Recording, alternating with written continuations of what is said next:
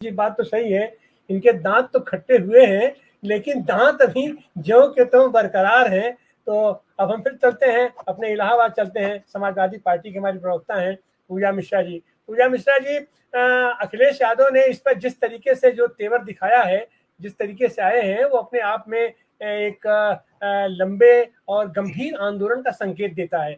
हमारा डेलीगेशन वहां गया, हालांकि हर मुद्दे पर समाजवादी पार्टी का डेलीगेशन जाता है और वहां से रिपोर्ट देता है। तो जो हमारा डेलीगेशन गया, उसने रिपोर्ट दिया और उस पर तत्काल अखिलेश यादव ने ये संज्ञान भी लिया।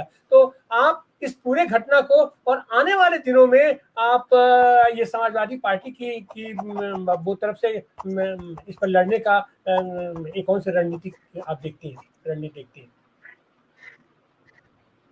आपको नमस्कार और पैनल में उपस्थित सभी को मेरा नमस्कार। पहले जो है मैंने आप सभी के वक्तव्य को सुना और मुझे लगा काफी सार्थक चर्चा होती है जब भी आपके प्लेटफॉर्म पे मैं आती हूँ। मनीष शर्मा जी ने एक बात कही कि समाजवादी पार्टी अभी भी मुखर होकर के नहीं बोल रही है। समाजवादी पार्टी ने ये नहीं कहा कि जाति को सिर्फ देख करके किया जा रहा है, साथ ये नहीं कहा कि धर्म को देख करके किया जा रहा है। तो मनीष जी, मुझे लगता है कि शायद कहीं आपने जानकारी का अभाव रखा है। हम लगातार मुखर होकर के हम ही सवाल उठा रहे हैं कि जो भाजपा है वह लोकतांत्रिक तरीके से नहीं कार्य कर रही है, वो संवैधानिक तरीके से कार्य नहीं कर रही है। वो एक जाति विशेष को देख रही है, एक धर्म विशेष को देख रही है, एक वर्ग विशेष को देख करके कार्य कर रही है। यूं ही नहीं, जो उन्होंने सावन में नाम लिखने की जो रणनीति चालू की थी कि हम जो है धार्मिक उन्माद लेकर के आएंगे, वो रुक गया था। वो इसीलिए रुका था क्योंकि समाजवादी पार्टी मजबूती के साथ ऐसी चीजों का खंडन कर रही है, विरोध कर रही है। और अभी जो है वकील जी कह रहे थे कि अगर माननीय राष्ट्रीय अध्यक्ष जी श्री अखिलेश यादव जी खड़े हो जाते तो क्या बुलडोजर चल जाता घर पे? देखिए, हर चीज की एक आपको पता है कि कवायद होती है और एक नियम होता है। अगर जो है हम जितनी मुखरता के साथ में लड़ रहे हैं, हम ऐसा कोई स्टेप उठा ले जाए जिससे कि जो है वो हम आपके लड़ ही ना पाए, बल्कि उनको और अवसर मिल जाए कि नहीं अब जो है इनको इनके ऊपर कार्रवाई की जाए और इनको ही हटा दिया जाए, तो परेशानी होगी। हालांकि समाजवादी पार्टी पूरे लगातार पूरे तरीके से जो है मुखर होकर के सारे मुद्दों पर लगातार लड़ रही है। आपने भी सुना होगा जब 69,000 भर्ती हो रही थी और उसमें धांधली हुई थी, समाजवादी पार्टी मुखर होकर के लड़ रही थी। तब भी भाजपा के लोग कह रहे थे कि ये जो अभ्यर्थी आते हैं वो समाजवादी पार्टी का झंडा लेकर के आते हैं, क्योंकि उसमें समाजवादी पार्टी कार्यकर्ता लड़ रहे थे।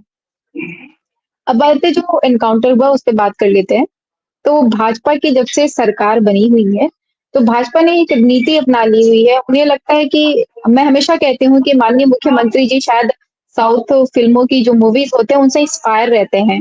उनको लगता है कि कुछ घटना घटित हो, उसके बाद में मैं सदन में हीरो की तरह बोलूं कि अब इनको जो है बख्शा नहीं जाएगा, इनको नस्ते-नाबूद कर दिया जाएगा।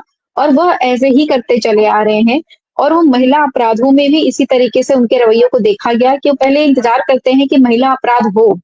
अब बताइए, लखनऊ जैसे सिटी में, जो कि राजधानी है उत्तर प्रदेश की, वहां पे दिन दहाड़े महिला के साथ में अपराध होता है, फिर माननीय मुख्यमंत्री जी कई साउथ इंडियन हीरो की तरीके से सदन में खड़े होकर वो 4 नाम गिनते हैं। इतनी भीड़ में से माननीय मुख्यमंत्री जी को जो है साधुवाद देंगे कि वो 4 नाम गिन लेते हैं, उसके बाद में वो जाति और धर्म की राजनीति करते हैं। पर यहाँ पे अब परेशानी ये निकल के आ रही है कि जो जाति धर्म की राजनीति करते चले आए थे, जो इनका टारगेट हो रहा था कि नहीं हिंदू के ऊपर का नहीं जो है गलत होना चाहिए, या हिंदू के नेता बनना चाह रहे थे कि हम हिंदुत्ववादी हैं, वहां पे भी अब दिक्कत आ रही है क्योंकि इन्होंने दे दिया बढ़ावा।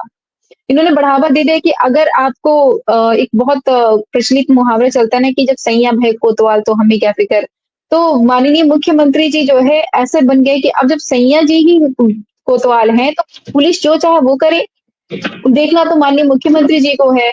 और इनके कार्यकर्ता लोग अपने आप को ही पुलिस समझने लग गए, अपने आप को ही जुडिशरी समझने लग गए। हरियाणा का केस आप सभी को पता ही होगा कि हरियाणा में जो है एक बच्चे को बस इस डाउट में मार दिया जाता है बंदूक सटा करके। वो भी इनके जो गौरक्षा कार्यकर्ता जो भी हो भाजपा के, वो सब उसको फॉलो करते हैं और लगभग काफी 10 किलोमीटर तक लगभग फॉलो करते हैं। वहां पे टोल टैक्स पड़ता है और वहां पर पे जाकर के लोग उसको सटा करके गोली मार देते हैं। तो ये तो सोचिए कि हालात हो रखे हैं। और जब उसको गोली मारते पता चलता है कि लड़का तो आर्यन मिश्रा था और वो गौ तस्करी भी नहीं कर रहा था, गौवंश की तस्करी भी नहीं कर रहा था।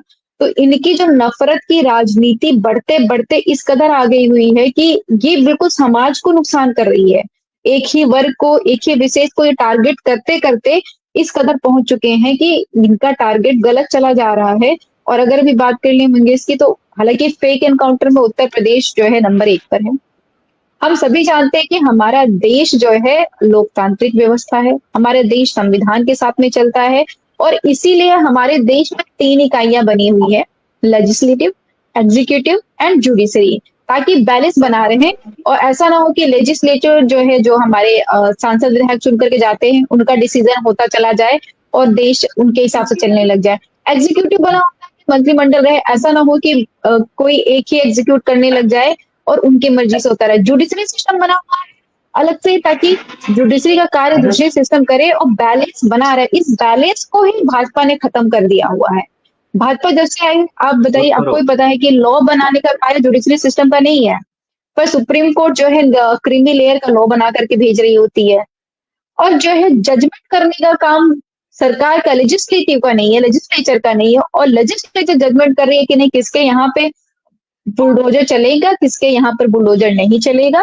और इसी की लड़ाई जो है हम लड़ रहे हैं। हम इसकी भी लड़ाई लड़ रहे हैं कि भाई उत्तर प्रदेश को, देश को आप आगे कैसे बढ़ा रहे हैं। और साथ ही जो आप कहते हैं ना, इन्होंने मध्य प्रदेश में एक 50 लोग गए थाने का घेराव करने के लिए, लेकिन उनको एक जो है मिलता है, मुस्लिम समुदाय का व्यक्ति मिल जाता है जिसके यहाँ पे बुलडोजर चलाते हैं। उसके बाद कहते हैं कि ये घर के जो है संपत्ति भी बना था, सरकार की संपत्ति भी बना था। फिर पता चलता है कि नहीं, घर तो सरकारी जमीन पे था ही नहीं, तो कहते हैं इसका नक्शा पास नहीं था। तो जो ये रणनीति चलते चले आ रहे, समाजवादी पार्टी मुखर होकर के उनसे लड़ रही है। और इसी का परिणाम है कि आज जो है मंगेश यादव की बड़ी ड्रामेटिक लगती है कि पहले एक को कराते हैं सरेंडर, फिर उसके बाद में 3 के पैरों में गोली मारते हैं, उसके बाद में 2 लोगों को और पकड़ते हैं। उनका ₹1,00,000 का जो है इनामी अपराधी था। तो जब इन लोग 12 लोग जो इन्वॉल्व थे, उन 12 लोग थे, उनके ऊपर सारे 12 के 12 के ऊपर 28 तारीख के बाद में ₹1,00,000 का इनाम घोषित किया गया। ये जो कृत्य इन्होंने किया, कृत्य सही नहीं था, लेकिन उसके बाद में घोषित किया गया। पर सरकार का भी कृत्य सही नहीं, सरकार का कृत्य ये गलत है क्योंकि उन्होंने जुडिशरी का मजाक बना रखा हुआ है। कस्टडी में डेथ हो जाती है, पुलिस कस्टडी में कोई भी आकर के गोली मार करके चला जाता है, और पुलिस इस कदर हो रखी हुई है कि हम ऑन द स्पॉट जजमेंट कर देंगे। तो फिर मुझे लगता है कि फिर कोर्टों की, वकीलों की जरूरत ही क्या है।